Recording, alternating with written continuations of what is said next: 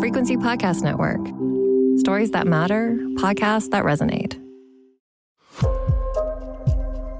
Our story today begins with a young Canadian Olympic snowboarder. A natural enough place to start. From there, it stretches across all of North America. It involves an infamous Mexican drug cartel, thousands of kilograms of cocaine, a handful, at least, of homicides, and ends with that former Canadian Olympic snowboarder on the run from the law with a $50,000 reward out for any information leading to his arrest. Just how did this all happen? That's what we're trying to piece together today.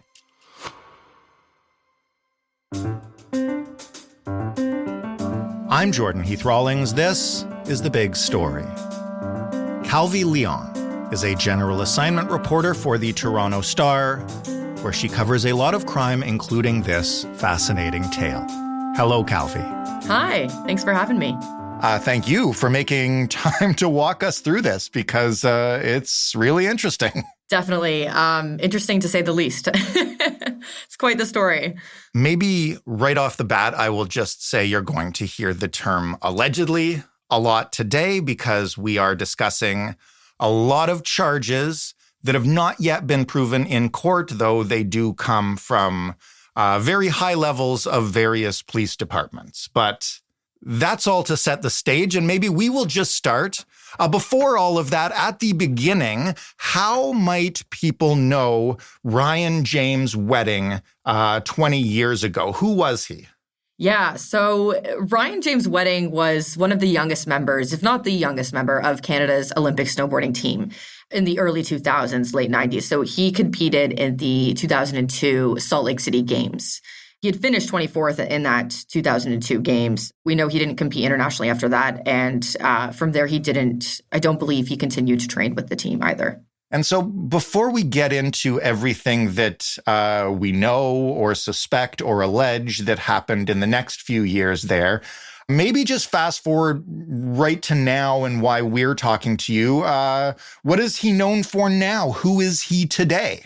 So today, Ryan James Wedding is known around the world at this point as a drug kingpin. He is accused of running a massive drug trafficking operation that U.S. authorities say operated since as early as 2011, and that has allegedly smuggled hundreds of kilograms of cocaine into Canada from Colombia through Mexico through Southern California into Canada. Okay, so I have to ask you, how did you and you folks at the Star get wind of this story? So I've been following this story, in a sense, for almost a year, actually, because I had covered a double homicide in Caledon that was on November 20th of last year. And that was a case where an Indian couple had been murdered in their adult kids' rental home. They were gunned down with their daughter on a Monday night as they were getting ready for bed. The dad was pronounced dead at the scene. The mother died in hospital 2 weeks later. And their daughter, she actually took 13 bullets and survived. She was on life support for a while, but she came out and she survived. Wow. And what we know is that, like I mentioned, they were an Indian couple. They'd just been in Canada for a couple weeks at that point. So I followed that case closely. And then afterwards, when I circled back to the family, to friends of the family, they said, these people were not the intended targets. Later, police did confirm that. It took a few months, but they eventually came out and said, this was a case of mistaken identity. So this family was gunned down and they were not the intended targets. And they also said at a news conference in March that this case was actually linked to multiple other shootings in the GTA around the same time in November. They didn't say too much about who the intended target was. They said they knew who it was, but they're not revealing that information. They still haven't. March was sort of the last time we heard from police about that case. And then fast forward to 2 weeks ago when OPP sort of direct everyone's attention to the FBI and U.S. authorities, where they have this news conference in Los Angeles. And there they announce, this former snowboarder is accused alongside other Canadians of running this massive drug trafficking operation that allegedly ordered multiple killings in Ontario, including that Caledon case. Wow. So that is the link there. And so following this case for almost a year and then hearing that, I definitely would never expect that.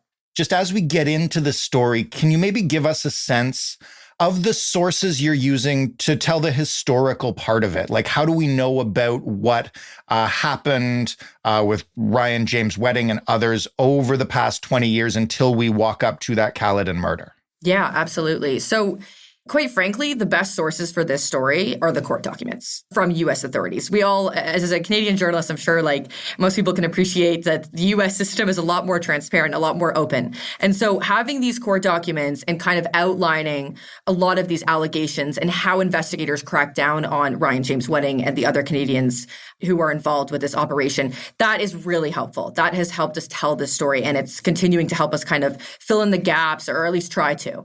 And then obviously, of course, RCMP is involved in that investigation. So we know that because the investigation's ongoing, there's only so much they can say. But looking into those has been really helpful. Okay, so let's rewind then. Wedding's Olympic career ends. He's no longer competing professionally. How does it start to go from there to alleged international drug kingpin ordering Ontario murders? That's the question, right? It's a big leap. Yeah, that's what I think that's been on everybody's minds. Like, how does this even happen? What do you mean he was a snowboarder? We have records that detail previous offenses, previous convictions, and so that helps us a little bit. We don't know exactly how, he climbed the ranks, you could say, but we do know from his criminal record that we have a sense of where things maybe started to take a turn.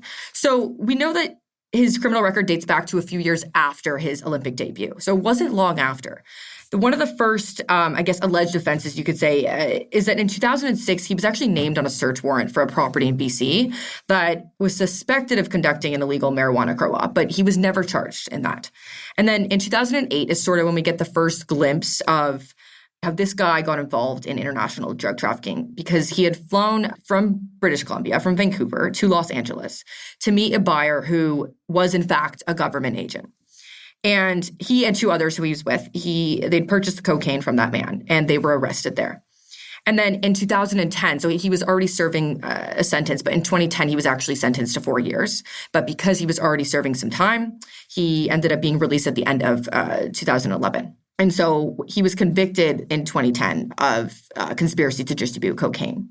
And at that time, I gather from court documents or local reports of the case, he sort of made the case for himself and what he was doing with his life, right? Can you explain a little? Because that to me is one of the links from the previous life to what it would become.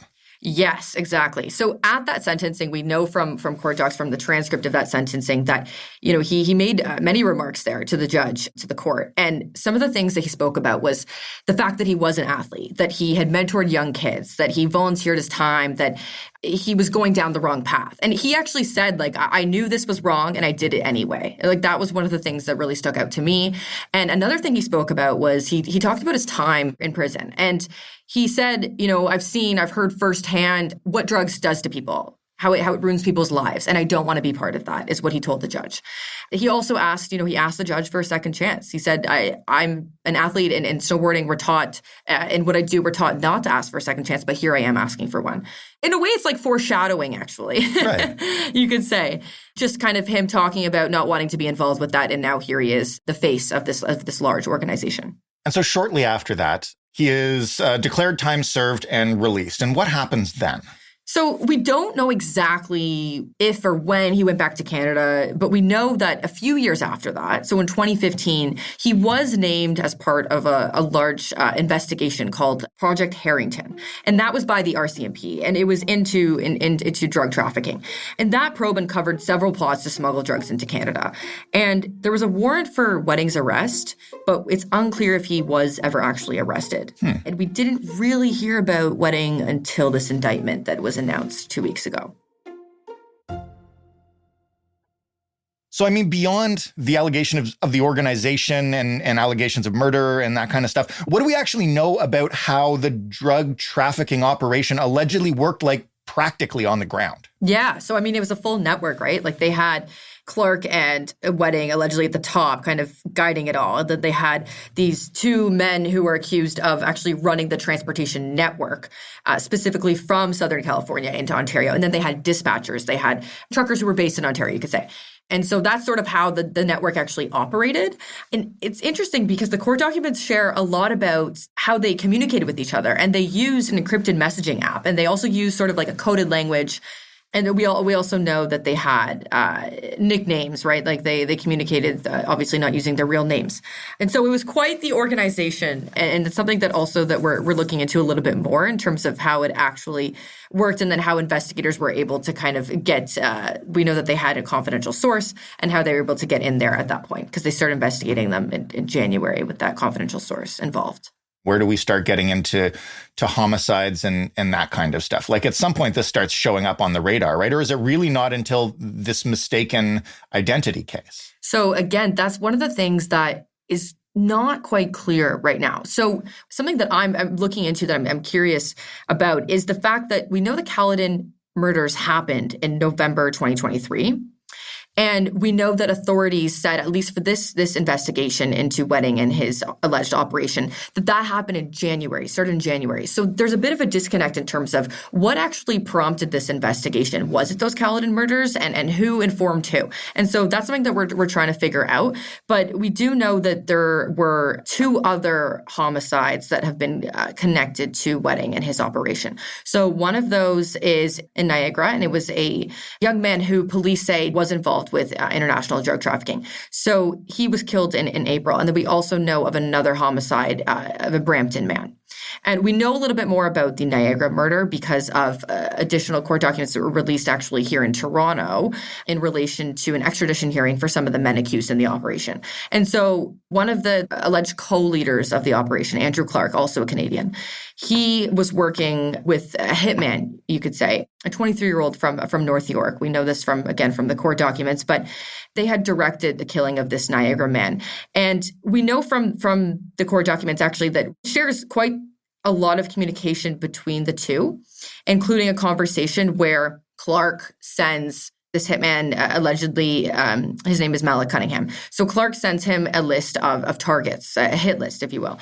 And at the beginning, Cunningham says to Clark, give me the easiest one first. And then Clark sends him, directs him to go kill this man, Niagara.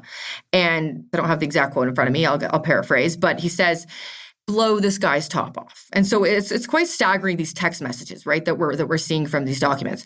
He was also ordered to do what he called a driveway job. And we know from police that this man was killed in his driveway.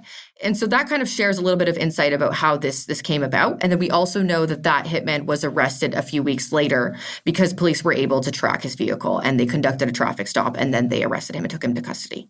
And so that hitman is accused of in that murder. And Clark, the co-leader of the operation, is accused of directing it alongside, others who were involved in the operation. It's all connected. And what do we know then about how the mistaken identity thing happened and who is accused of carrying that out? We don't actually know who's accused of carrying that out. Okay. The actual killers or killer, we don't have any information about who that was. And that's something that authorities are obviously investigating. Caledon OPP has been on this case. It's their jurisdiction. They've been looking into this since it happened. And so we don't know a whole lot there. And that's hopefully we'll know more soon. But we know, at least according to police, that it's a case of mistaken identity. Do we even know who the actual supposed targets were supposed to be? Yeah. So, police have said, they said in March that they do know who the intended target was. They were in communication with them. Right. They really didn't release too much more than that. And that's just because of, I think, to protect that person's identity and also just because of the investigation, right? So we don't know exactly who that is. It's something that we're also looking into right now. Can you give us a sense of, I guess, where all the various investigations stand at this moment? You've mentioned like an FBI press conference. Obviously, there are local police in Canada investigating some of these murders and currently prosecuting some of them. Like, where is everything at the time that you're trying to report on this in real time? Right. There are many people who were allegedly involved with this operation. And so some of them were arrested in the States, some of them were arrested here, and some of them were Mexico as well. And so Right now, we're sort of in the spot where we have, I think almost all of the accused have been taken into custody, except for actually Wedding himself and one other, I believe, potentially two.